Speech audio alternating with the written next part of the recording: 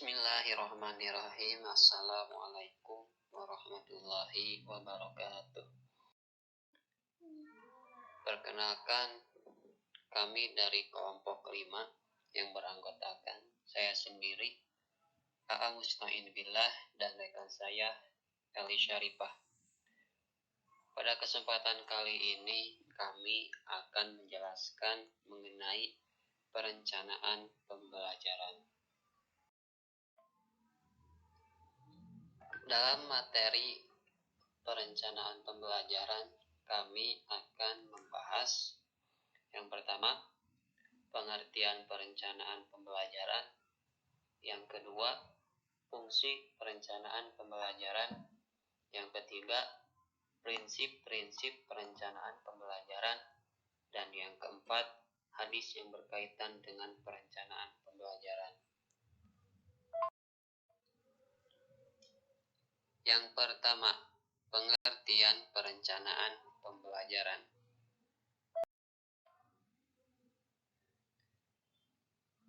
Pengertian perencanaan pembelajaran memahami definisi perencanaan pembelajaran dapat dikaji dari kata-kata yang membangunnya.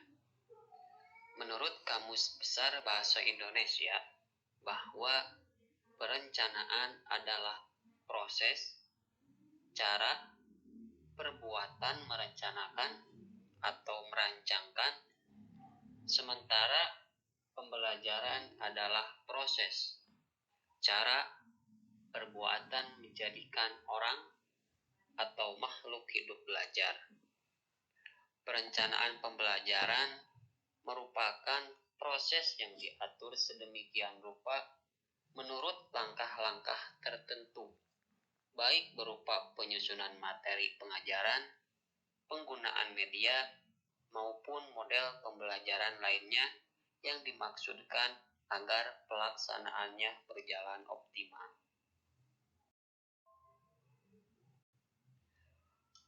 Materi yang kedua, fungsi perencanaan pembelajaran. Fungsi perencanaan pembelajaran menurut Umar Hamalik, yang pertama, memberi guru pemahaman yang lebih luas tentang tujuan pendidikan sekolah dan hubungannya dengan pembelajaran yang dilaksanakan untuk mencapai tujuan tersebut. Yang kedua, membantu guru memperjelas pemikiran tentang sumbangan pengajarannya terhadap pencapaian tujuan pendidikan.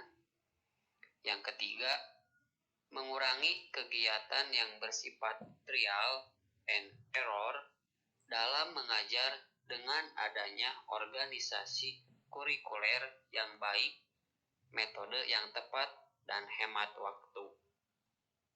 Yang keempat, murid-murid akan menghormati guru yang dengan sungguh-sungguh mempersiapkan diri untuk mengajar sesuai dengan harapan-harapan mereka. Yang kelima, memberikan kesempatan bagi guru-guru untuk memajukan pribadinya dan perkembangan profesionalnya. Yang keenam, membantu guru memiliki perasaan percaya diri pada diri sendiri dan jaminan atas diri sendiri. Yang ketujuh, sebagai acuan untuk melaksanakan proses belajar mengajar di kelas agar dapat berjalan lebih efektif dan efisien. Selain yang dikemukakan oleh Umar Hamalik, fungsi perencanaan pembelajaran, ada juga yang menjabarkan tentang fungsi perencanaan pembelajaran sebagai berikut. Yang pertama, fungsi kreatif. Yang kedua, fungsi inovatif. Yang ketiga, fungsi selektif. Yang keempat, fungsi komunikatif. Yang kelima, fungsi prediktif. Yang keenam, fungsi akurasi. Yang ketujuh, fungsi pencapaian tujuan, dan yang kedelapan, fungsi kontrol dan evaluatif. Selanjutnya, materi prinsip-prinsip perencanaan pembelajaran akan disampaikan oleh rekan saya, Eli Syarifah. Kepadanya, saya silahkan. Bismillahirrahmanirrahim. Assalamualaikum warahmatullahi wabarakatuh. Perkenalkan, nama saya Eli Syarifah. Di sini saya akan melanjutkan pembahasan mengenai prinsip-prinsip perencanaan pembelajaran. Dalam praktek pengembangan perencanaan pembelajaran, harus memperhatikan prinsip-prinsipnya, sehingga proses yang ditempuh dapat dilaksanakan secara efektif. Di antara prinsip-prinsip tersebut, di antaranya yang pertama, kompetensi yang dirumuskan dalam perencanaan pembelajaran harus jelas.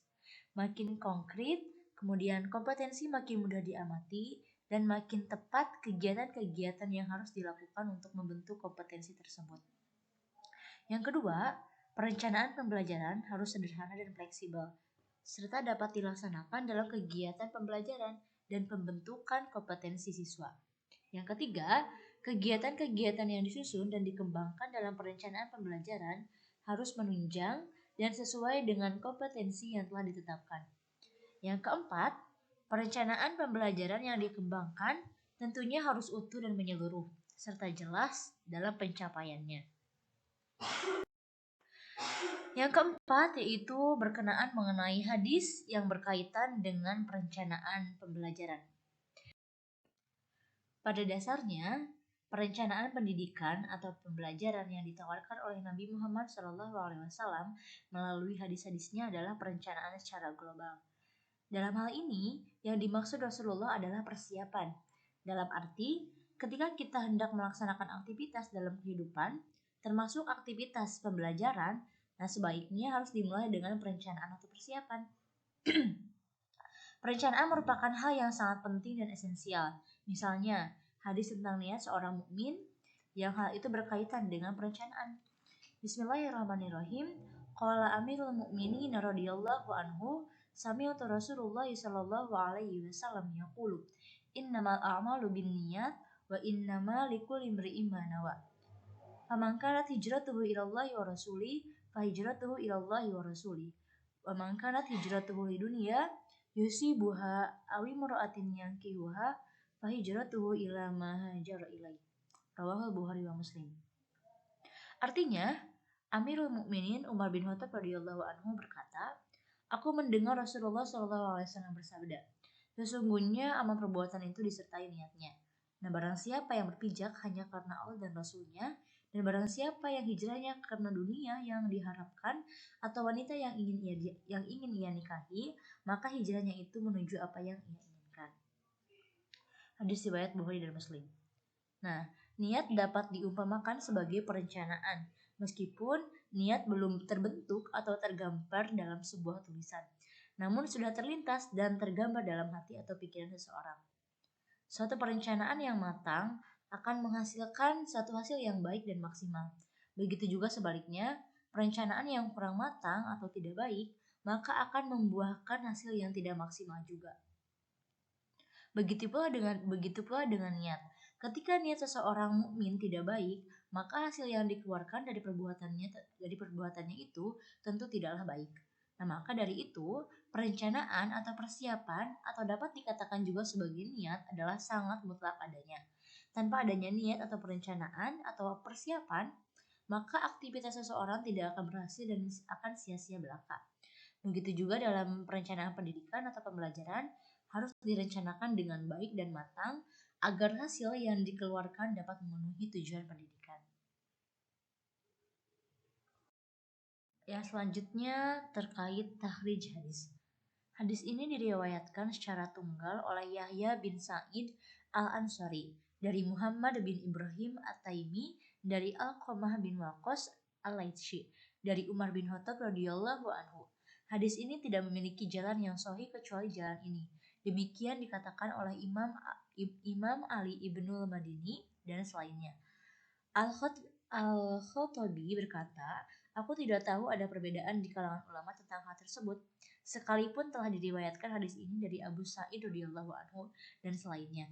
Dikatakan juga bahwa telah diriwayatkan hadis ini dari jalan yang banyak, namun tidak ada yang sahih menurut para hafiz hadis.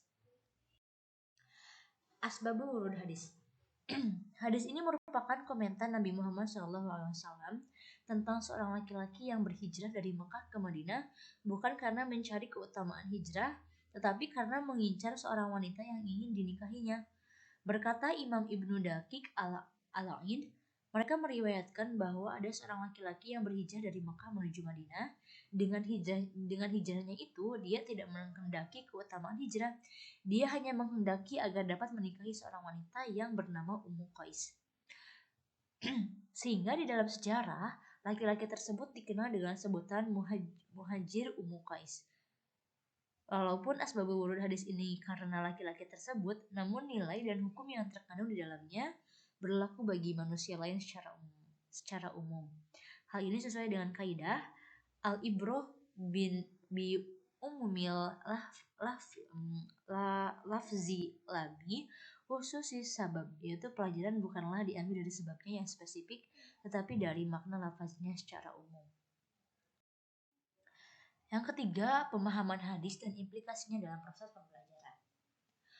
Banyak orang yang keliru dan salah menafsirkan dalam memahami hadis di atas. Bahkan banyak orang yang menjadikannya sebagai dalil untuk hal yang salah. Banyak yang berkata, yang penting kan niat. Oleh karena itu, untuk dapat memahami sebuah hadis dengan pemahaman yang benar, jauh dari penyimpangan, pemalsuan, dan penafsiran yang buruk, maka haruslah kita memahaminya sesuai dengan petunjuk Al-Quran, yaitu dalam kerangka bimbingan ilahi yang pasti benarnya dan tak diragukan keadilannya.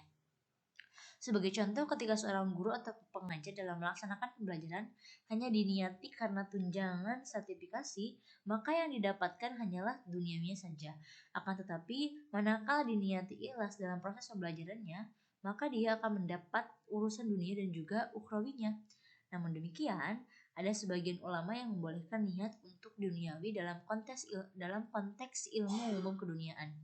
Namun dalam konteks ilmu agama atau ukhrawi, tetap harus diniati ikhlas lillahi ta'ala. Sebagai contoh, ketika seseorang menuntut ilmu kedokteran yang memiliki tujuan untuk profesionalitas dalam profesinya sebagai dokter, maka boleh niat untuk tujuannya itu.